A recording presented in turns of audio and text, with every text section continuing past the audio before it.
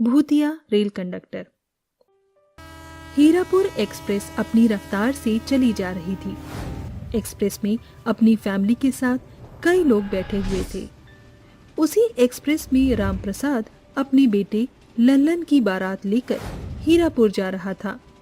वो लोग खूब गाते बजाते, खूब हंसी मजाक करते हुए जा रहे थे। रात के करीब 10 बज गए थे। तभी रामप्रसाद कहता है, अच्छा आप सब लोग सो जाइए, रात के 10 बज गए हैं और भी पैसेंजर्स को तकलीफ हो रही होगी। चलिए अब गाना बजाना बंद कर दीजिए। अजी आप कैसी बात कर रहे हैं? आज मेरे बेटे की शादी है।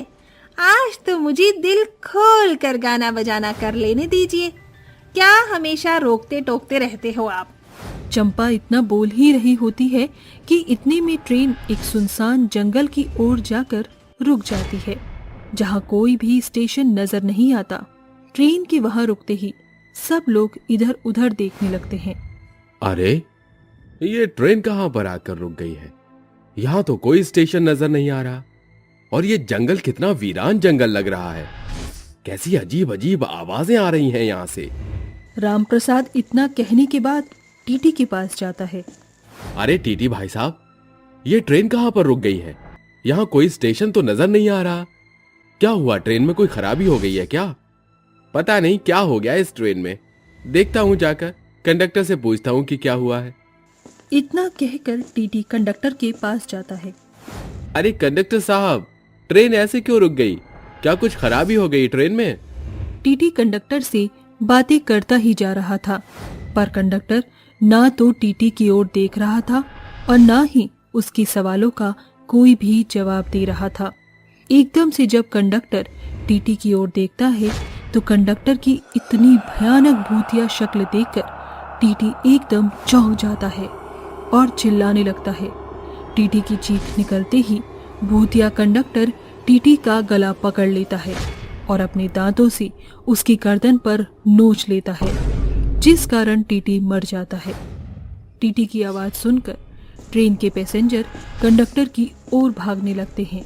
जैसे ही पैसेंजर कंडक्टर के पास पहुंचते हैं, वैसे ही वहां पर उस कंडक्टर का भूत उन पैसेंजरों पर भी हमला करने लगता है और उन्हें मारने लगता है।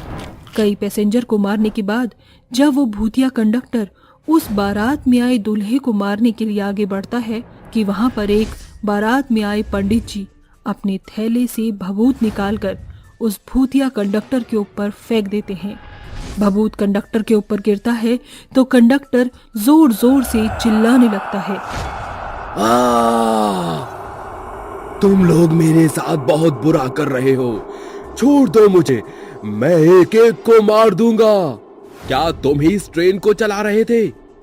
हाँ, मैं इस ट्रेन को चला रहा था और हमेशा ही मैं इस ट्रेन को चलाता हूँ।